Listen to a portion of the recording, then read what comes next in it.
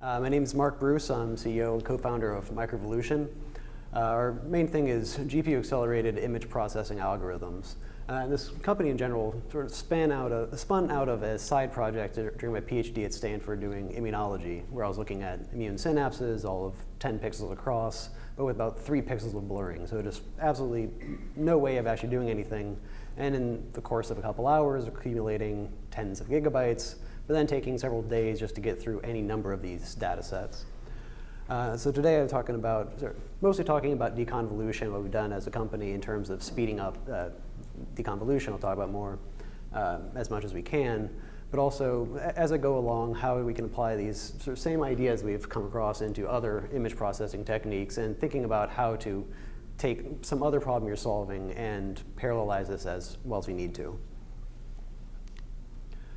And I won't go too much into this, but basically fluorescence microscopy, you have light coming into your sample, your objective focus somewhere, and for the most part you're trying to collect light wherever you're focusing.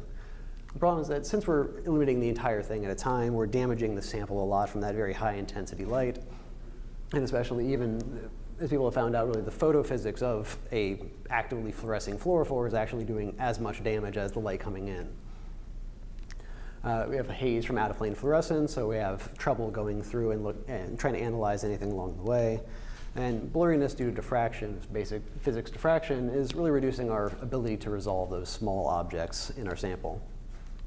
And that diffraction is really limiting things both in 2D and mostly in 3D, is what we're more concerned about since you have a lot more blurring in Z. In practical terms, the real problem is that you could have something that is a very solid object or a pointwise object that after diffraction, all that blurring looks about the same. Or realistically, you want to be able to get back to that point of being able to tell each individual point across such that we're trying to find each individual molecule in the best case scenario, each individual molecule in a single cell, in a filament, in a cluster of proteins, so that we can then do analysis downstream and be able to understand the real fundamentals of the biology that are otherwise hidden away. Mathematically, we can describe that, or diffraction, that blurring, what I call a PSF, a point spread function, a mathematical description of our point blurring up into a blob. One of the solutions, this has been a solution people have gone across for decades now, is deconvolution software, where if you think of a physical convolution as that diffraction, or taking our point spread function and physically convolving our original object to get our visible image stack, deconvolution, we're algorithmically trying to reverse that process, take our thought of our image stack, what we can physically see from a microscope, what we think our point spread function looks like, and as best we can, turn it back into what the true original object should have been. If we were to write this out algorithmically, if your observed image is some blurred version of your true image plus some amount of noise. Unfortunately, that noise, since both our blur function and our noise are a bit ill-posed, we don't really know every last bit of information about either of those. We can't just simply divide the two and get back to our true image as easily as we want. There have been various algorithms over the years, the most famous of which is Richardson and Lucy originally developed, originally applied to Hubble telescope imagery, 2D case.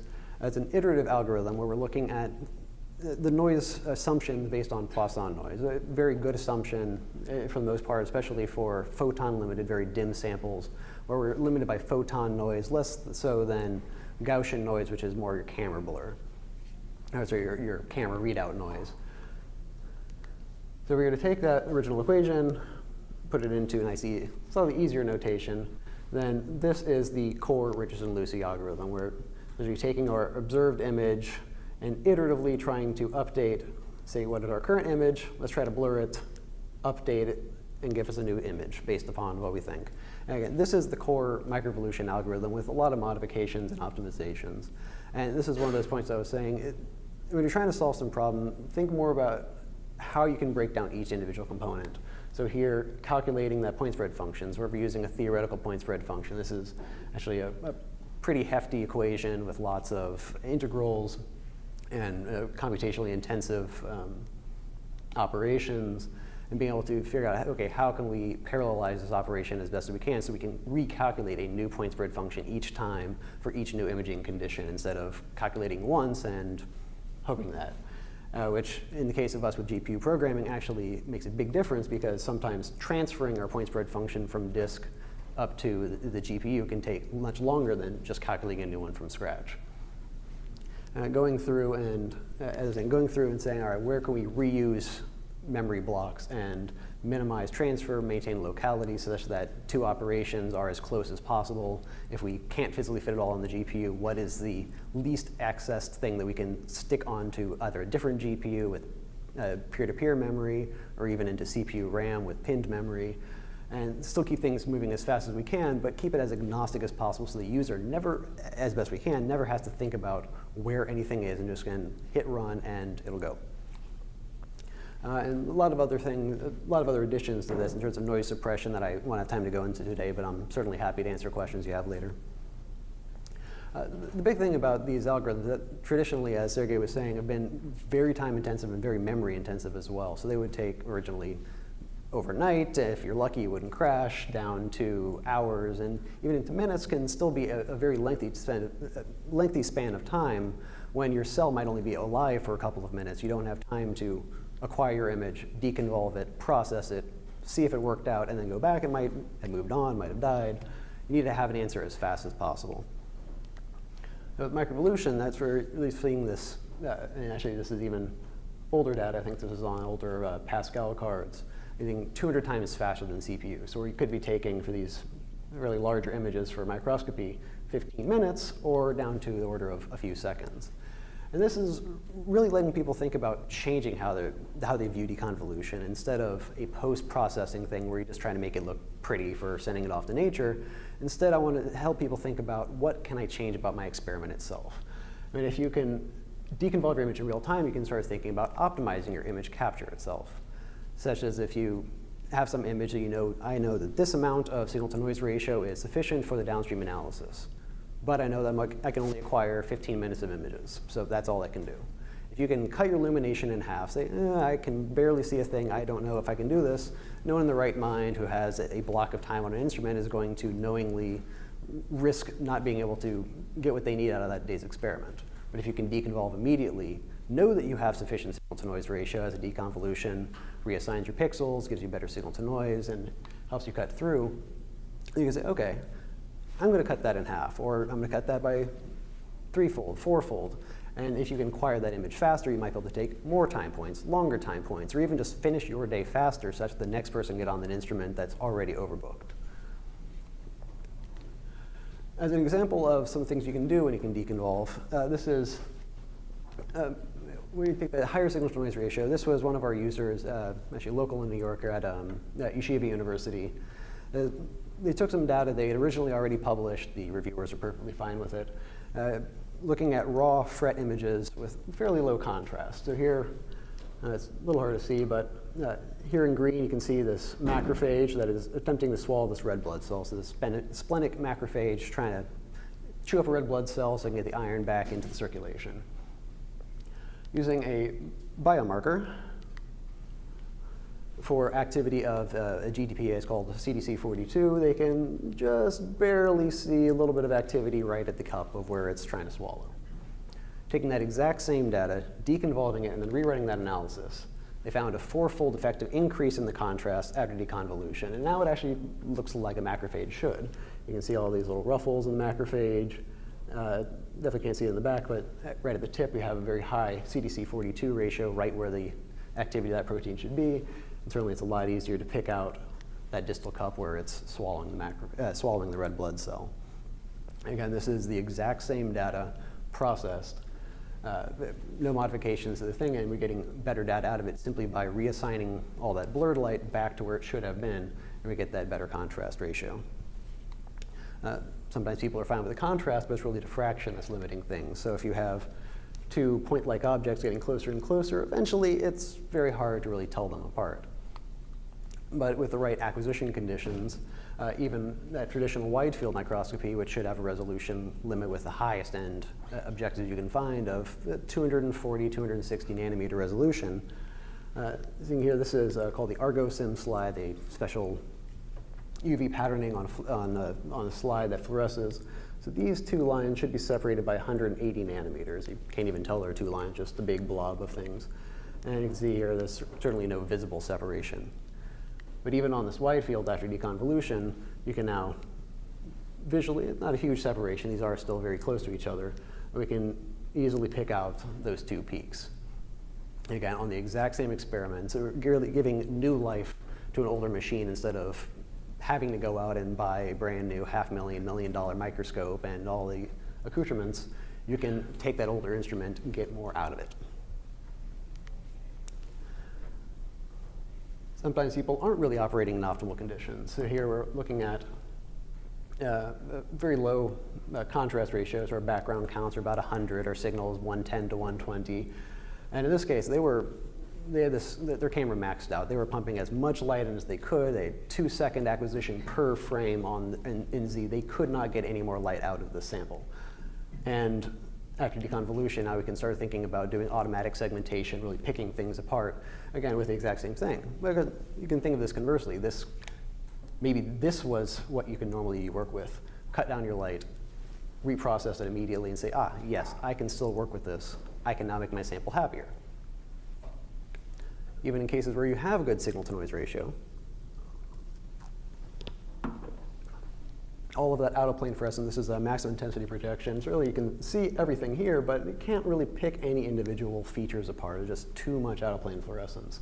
But after here, 2.1 seconds, we can now start to pick out all these individual, these are RNA molecules for some cancer target.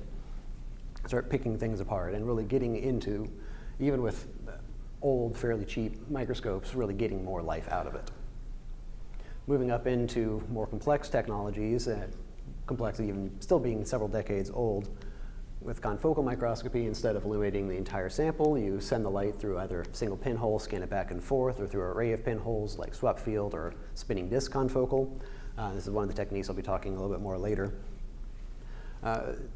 which gives us some amount of sectioning. We're still illuminating a fair amount of the sample, and with the additional problem that we're actually cutting out a lot of light in the process, so you still have to really bake the sample to get these through, but they can go a lot deeper and get better sectioning than anything you can get out of with a wide field system.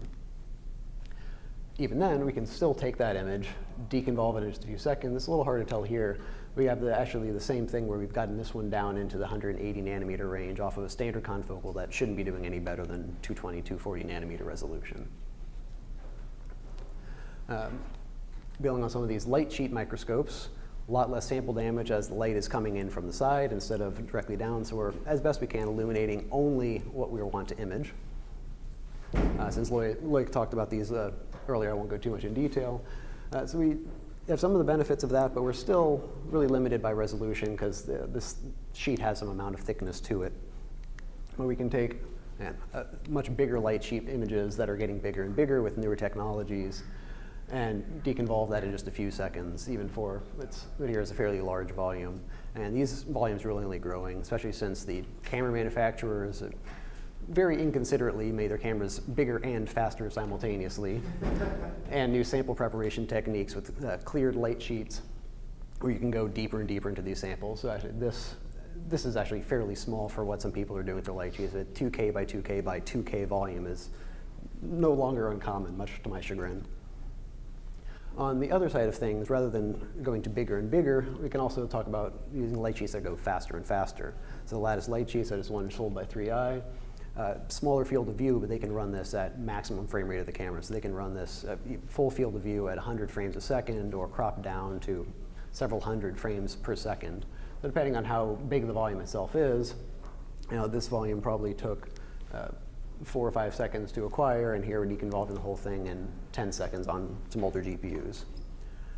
One thing I'll quickly mention as we're going through, with this Lattice light sheet, depending on how the sample is scanned, Sergey mentioned you sometimes need a D-skew to it. So as the sample itself, if you just simply stacked it up in X and Z, the sample looks pretty funky. One thing we've done is also parallelized that D-skew operation, because one thing GPUs are great at is interpolation. So take that deskew it or shear it by 32.8 degrees, the geometry between the objectives and the sample. And then we can get our nice deskewed image, which we can deconvolve, and eventually at the end rotate into something that a user is more used to looking at, nice and up and down orientation. Which has the downside of also increasing the size as we shear this image over. So this is a cropped down view, but normally should actually be much bigger than this. Sorry to interrupt, because I don't know anything about skewing, but is it possible, it seems like it should be possible, okay, if you know the camera is at 32 degrees, then you know what to deskew by, but can you look at the itself and by reducing the noise maximally figure out what the skew angle is? Yes. Yeah. So you could, you can do some funny stuff to figure out what that angle was, because certainly there are always some manufacturing tolerances in how everything goes through. So you could do some funny math and figure out exactly what the angle is and get the 100% best deskew. Yeah. Cool. Thanks. Sorry. All right. Yeah, so a lot of these operations we've been trying to parallelize as much as we can, such that everything from the user's point of view is just a drop and click and go.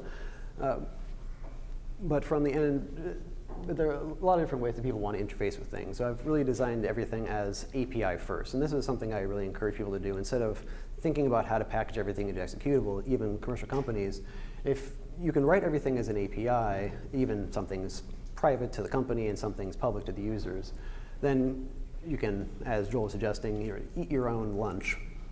If you can't use your own API, then neither can your users. But if you can let everybody else use things as much as possible. So here the core API is in C++, we have wrappers in .NET, Java, and Python, such as the users. So we have several different cluster users. Actually, one user here at the Rockefeller who is using, I believe, the Python API to parallelize all their processing. This can really open things up for users. They're not limited to whatever time you can give them in terms of, hey, I want this functionality. Okay, well, give me a year. Instead, it can be, here's the functionality as best I can give it. You can come down and make your own user interface and parallelize things yourself on the other thing. You can make it completely agnostic. So here we could write a purpose-built executable that, say, ties into Ceph or ties into some other parallel file system that instead of being user agnostic and location agnostic, really knows as much as possible about the system, such that it is as fast as possible for that particular user. Because there's no way to efficiently predict what every single user is going to be doing, and everybody's doing things differently. If you make things as open as possible and as usable as possible, then everybody's happier. And actually using all those same APIs, we have our own interfaces.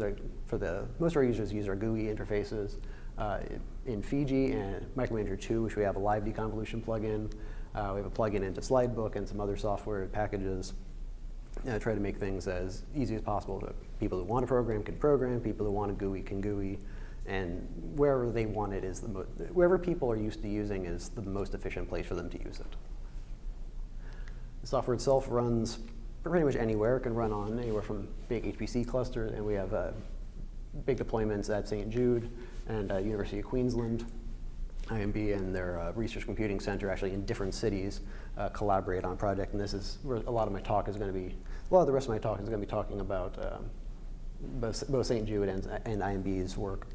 A lot of the users are using desktops. It can be commodity GPUs all the way up through embedded systems. We had some, don't have time to talk about it, but I've done some work with IBM. So we've got Power 9 and their super fast NVLinks straight to system memory. You can essentially run any image size you want without thinking about it.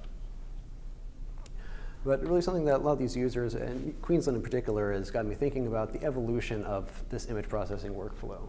Whereas in the past it's been, your workstation acquires and stores local storage, maybe do some processing here, eventually migrate to central storage, and maybe do additional little bit of processing on your central cluster if users so inclined and so well versed. Ideally, if that workstation, say if your workstation simply can't physically keep up with it, you acquire the local storage, offload to central storage as fast as you can, and process it there.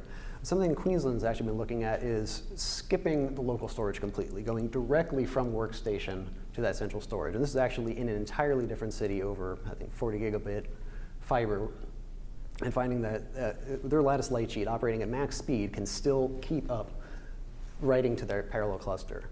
And now they can start doing some data-driven cluster programming where the cluster will say, hey, I have a new data set. I'm going to process this immediately.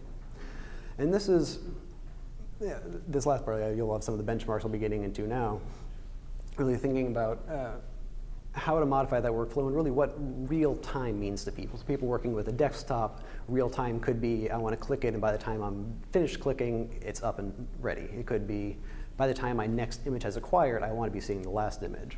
Or it could just be, I have a terabyte of data, I need this to acquire, I need this to process almost as fast as it was acquired, otherwise I can't keep up. So for the first benchmarks is using a Lattice light sheet data set. We're comparing a generic Tesla V100 cluster, PSG, which is NVIDIA's internal cluster. They give me access from time to time. AWS, this is the PSG is a 4 GPU system, AWS 8 GPUs, not necessarily co-localized, but that's actually not a problem for other reasons I'll show you. And working with the DGX1V, this is a DDN graciously gave me some time on their system. We're comparing storing your files on the local RAID process, reading and writing on the local RAID to a DDN AI200, which pipes directly into the backplane of the DGX1V for as fast as possible speed. So we're really looking at network accessible store versus local RAID. So looking at our Lattice light sheet data set, this is all separated TIFFs, reading 16-bit, writing 32-bit. Writing net is the PSG system. It's a few minutes behind. This is a fairly small data set, about 40 gigabytes, 540 images, all running independently of one another, so there's no dependency of each GPU. It's really just how quickly can I get it, how quickly can I write it. And that generic system can give or take keep up.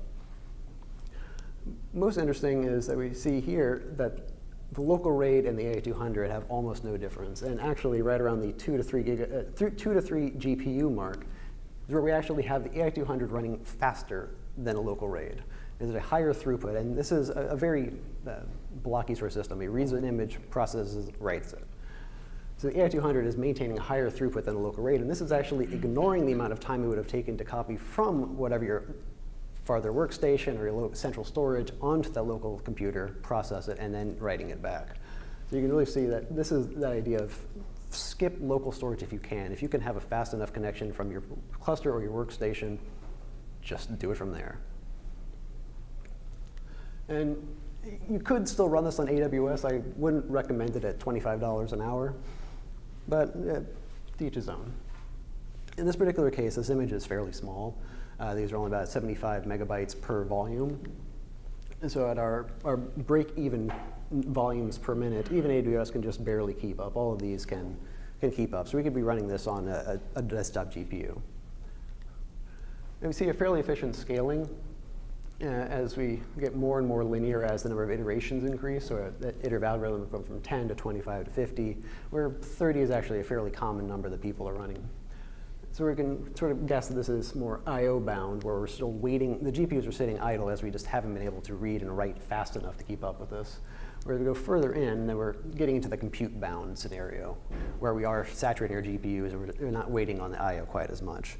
And none of this has been optimized for the AI200. This is really plug and play, start it up.